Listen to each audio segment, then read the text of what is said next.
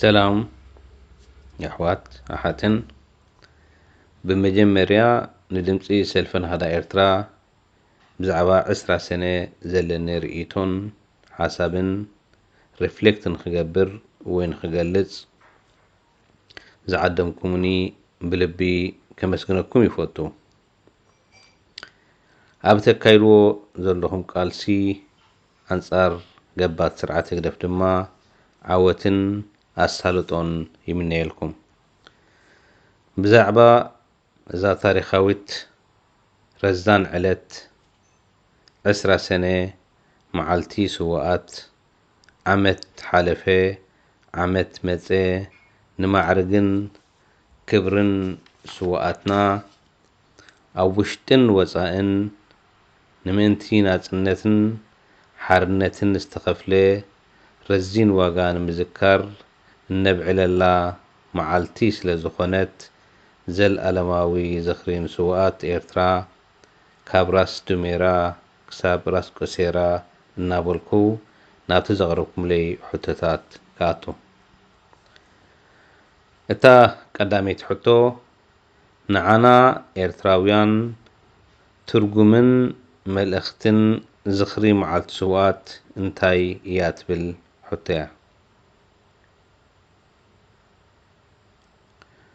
ትርጉምን መልእኽትን ዝኽሪ 20 ሰነ መዓልቲ ስዋኣት ህዝቢ ኤርትራ ንምእንቲ መሰል ርእሰ ውሳነን ማሕበራዊ መንነቱን ሃገራዊ ናጽነቱን ንምርግጋጽ ዝተኸፍለ ብዝኾነ መዐቀኒ ክሽነን ወይ ከዓ ክግመት ዘይከኣል ክቡር ዋጋ እዩ።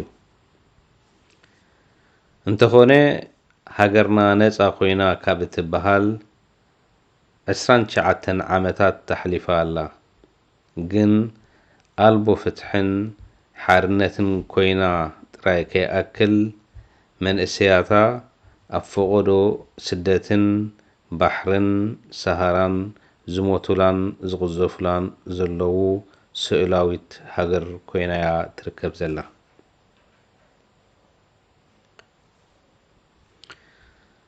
እታ ካልአይቲ ሕቶ ኣብ ዝነዊሕ ጉዕዞ ሃገራዊ ሓርነት ኣብ ዘጉዕዞ ናይ ሃገራዊ ሓርነት ዝወደቑ ስዋኣትና መን እዮም እትብል ሕቶ እያ። ህዝቢ ኤርትራ ከም ሃገር ካብ እትፍለጥ ኣትሒዙ ብሕልፊ ካብቲ ዘመናዊ ፖለቲካ ናይ ኣርባዓታት ዝጀመረ ጉዕዞ ቃልሲ ድሮ 80 ዓመታት ኣቁፂሩ ኣሎ። ካብ ናይ መጀመርያ ናይ ሓርነት ስውእ ኣቦ ስዋኣት ወይ ኣቡል ሸሃዳ ዝበሃል ሼክ ዓብዱልቃድር ከቢረ ጀሚሩ ክሳብ እዛ ዕለት እዚኣ ዕሸላት መንእሰያት ካብ ምስዋእ ኤርትራ ዓዲ ውዒላ ይትፈልጥን እያ። ስለዚ ንሕና ኤርትራውያን ነዛ መዓልቲ ስዋኣት ኢልና ከነኸብር ከለና እቶም ኩሎም ምእንቲ ናጽነትን ሓርነትን ዝተሰውኡ ካብ ኣብራኽ ውፁዕ ህዝብና ዝወፁ መንእሰያትና ንዕሉዕነት ሃገር ንምውሓስ ዝተበጀው ድሕሪ ናጽነት ድማ ብሰበብ ዶብ ኣምሲሎም ንምጽናት ዝተፈርዱ ልዕሊ 20,000 ትንፋስ መንእሰያትና ዘጽነተ መዓንጣ ከብድኻ ዝቐርጽ ይቕረ ዘይበሃሉ በደል ኩናት ዝተሰውኡን እዮም። ስለዚ ኩሎም ቶም ቅድሚ ናጽነት ዝተሰውኡን ኩሎም ክሳብ ሕጂ ዝስውኡ ዘለውን ዘጠቓለለ እዩ። ብርግጽ ነዛ መዓልቲ እዚኣ ብስምዒትና ጥራይ ዘይኮነ ብሙሉእ ኣእምሮናን ሕልናናን ልብናን ክንዝክራ ዝግባአና ታሪኻዊት ዕለት እያ። ንሕና ኤርትራውያን ንመስዋእቲ ኣሕዋትናን ኣሓትናን ኣያታትናን ኣቦታትናን ኣዴታትናን ከም መርዓ ተቐቢልና ንስንክልንኦም ከም ስልማት ተቐቢልና ንዘይ ንቡር ከም ቅቡል ወሲድና ሃገርና እንኳዕ ነፃ ወፀት እምበር ካልእ እንርክበሉ ኢና ንዝብል ሃገርና ንክንሃንፅ ንዘይቅቡል ነገር ከም ቅቡል ወሲድና ኢና ንኤርትራ ተቐቢልናያ። እንተኾነ ነዚ ሕልሚ እዚ ብጉጅለ ህግደፍ ተጨውዩ ሕልሚ ህዝቢ ኤርትራ ህያብ ሰዋኣትናን ከም ዝበንን ገይርዎ ይርከብ ኣሎ።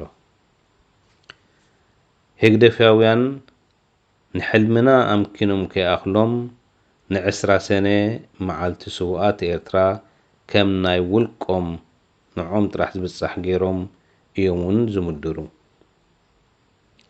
እምበኣር 10 ሰነ ናይ ህግደፋውያን ወይ ድማ ኣምሳሉታት ህግደፋውያን ምስ ህግደፋውያን ዝደናገፁ ጥራይ ኣይኮነትን። ምክንያቱ ከምቲ ኣብ ላዕሊ ዝገለጽክዎ ኣብቲ ዝተናውሐ ሓርነታዊ ውዕዞ ዝወደቑ ብዘይካ እቶም ብረት ዓጢቖም እተቃለሱን ካልኦት ብኣሽሓት ዝቁፀሩ ምእንቲ ሃገራዊ ዕላማ በጃ ዝሓለፉ ህዝብና ዘጠቓለለ እዩ። ኣብ ከተማ ዝተረሸኑ መንእሰያት ኣለውና። ኣብ ሃገረ ሰባት ዝነበሩ ገባራት ኣለይቲ ንተጋደልቲ ኣብሊዕኩም ተባሂሎም ወይ ከዓ ንሰውራ ሓጊዝኩም ተባሂሎም ክንደይ ዓዶም ዝነደዱን ብሳንጃ ዝተሓርዱ ዜጋታት እውን ስዋኣት ሃገርና እዮም። ስለዚ ገለ ንታሪክ ክኾነና ምእንታን ኣብቲ መግዛእቲ ኢትዮጵያ ካብ ዝቕልቀል ክሳብ ዝዓርብ ነፍሲ ወከፍ ስድራ ኤርትራ ዕጫ ስቅያትን ቃንዛ መከራን ከምኡውን ኣደዳ መቕዘፍትን ሞትን ኮይኑ እዩ። ኣብ ምስያም ብ1970 ብገመድ ተኣሲሮም ብኻራ ዝተቆትሉ ልዕሊ 50 ዝኾኑ ሰባት ተሓሪዶም እዮም።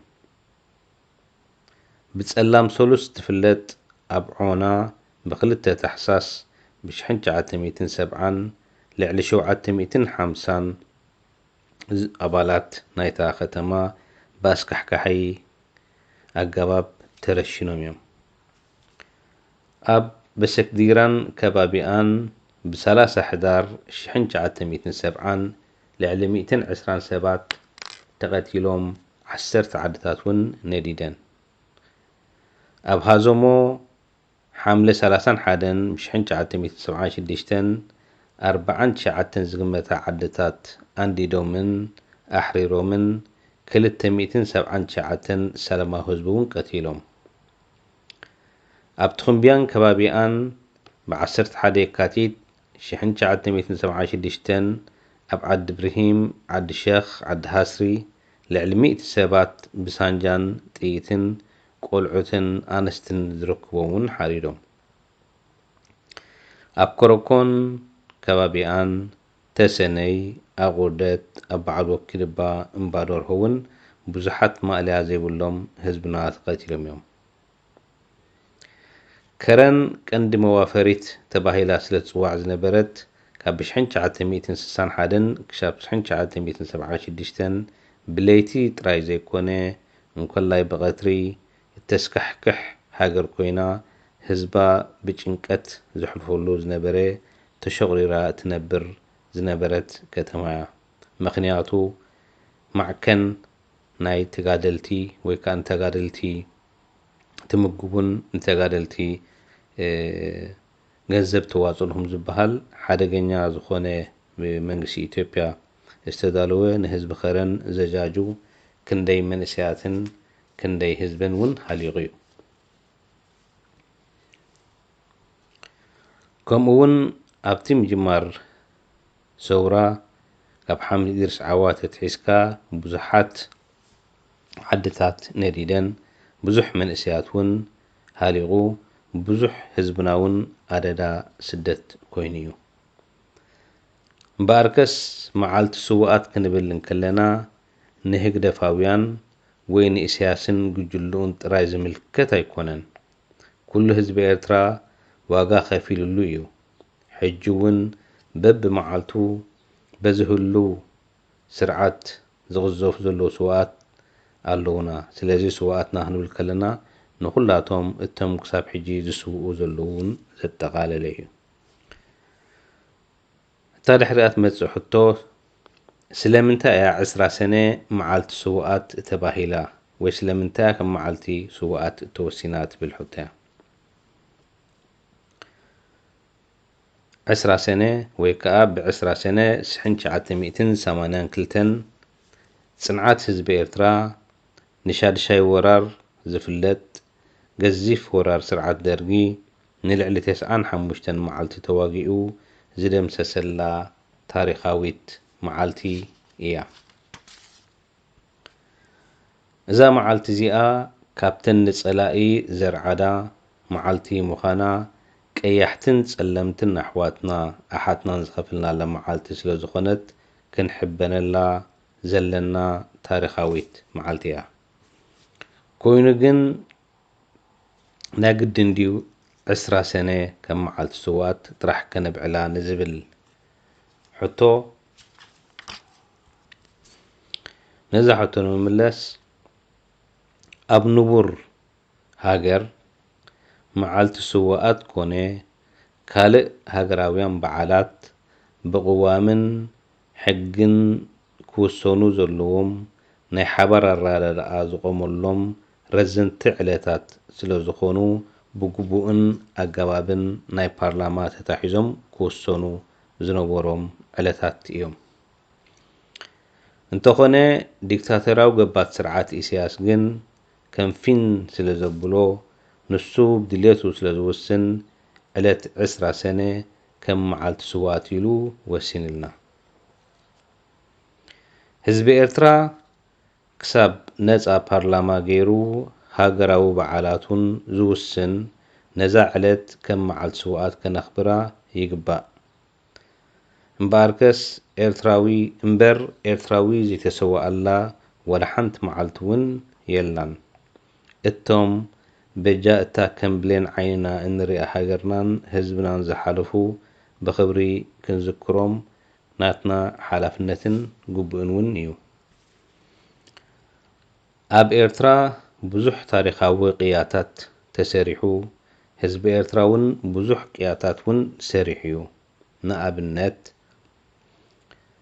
ከም መዓልቲ ስዋኣት ክፍለጥ ዝግባእ ወይ ከዓ ከም መዓልቲ ስዋኣት ኣብቲ ፓርላማ እውን እቲ ህዝቢ ኤርትራ ባዕሉ ክውስኖ ዝግብኦም ካብ በልናዮም ብዙሓት ታሪኻት እውን ኣለውና እዮም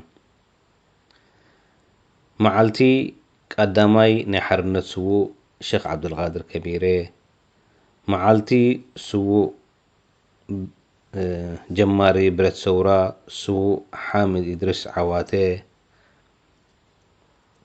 ህልቂት ናይ ህዝቢ ዑና ካልእ እውን ጅግንነት ውግእ መረብ ብዙሓት ቅያታት ኣለውና 20 ሰነ ሓንቲ ካብተን ቅያታት ዝተሰርሓላ ዕለት ስለ ዝኾና ነዚ ኩሉ እዚ ኣብ ግምት ዘእተወ ብፓርላማ ክውሰን ዘለዎ መዓልቲ ስለ ዝኾነ ክሳብ ሽዑ ኩላትና ኤርትራውያን ንመዓልቲ ስዋኣት ከነኽብር ሓላፍነት ኣለና ስለዚ መዓልቲ ሰማዕታት ክንኽብር ከለና 20 ሰነ ጥራይ ሰነ ስለ ዝኾነ ዘይኮነ መዓልቲ ስዋኣት ከነኽብር ስለ ዘለና እዩ ከምቲ ዝበልክዎ ኣብ መጻኢ ህዝቢ ኤርትራ ክወስኖ ዘለዎ ረዚን ዕለታት እውን እዩ ኣብ መደምደምታ ንሕና ኤርትራውያን ንስደትን ዓፀቦን ዝተፈጠርናን ዝተፍረድናን ህዝቢ ኣይኮንናን ከም ካልኦት ኣሕዛብ ነዛ ዓለም ኮሪዕና ክንረግፃ ዝግባአና ክቡር ባህልን ታሪኽን ዘለና ሕብረተሰብ ኢና ብሰንኪ ህግደፍን ስርዓቱን ግን መግለፂ ስደትን ዓፀቦን መከራን ኮይና ኣብ ሃገር ኣለና ኣብ ሃገርና ኣረጋውቲ ዝጥውሮም ሲኖም ዝሞቱ ቀበርቲ ዝሰኣኑሉ መንእሰያትና ኣብ ፈቆዶ ኩናት ዝሃልቁሉ ዘለዉ ወቕቲ ኢና ዘለና። ንሕና ከም ህዝቢ ካልኦት ስውኣት ከይወሰኽና ሃገርናን ህዝብናን ክነድሕን ነቲ ስውኣት ክውስኽ ዘዕገርግር ዘሎ ስርዓት ኢሳያስ ሓንሳብን ሓዋሩን ካብ ስልጣን ክንኣሊ ብሓይሊ ኩላትና እጃምና ኣብ ቃልሲ ከነበርክት መድረኽ ይጠልበና ኣሎ። ህግደፍ ንምምካት እቲ ቀንዲ ኣጀንዳና ክኸውን እውን ኣለዎ ይብል። ነዚ ዕድል ዝሃብኩምኒ ብልቢ የመስግን። ሞገስን ክብርን ንኩሎም ስውኣት ኤርትራ።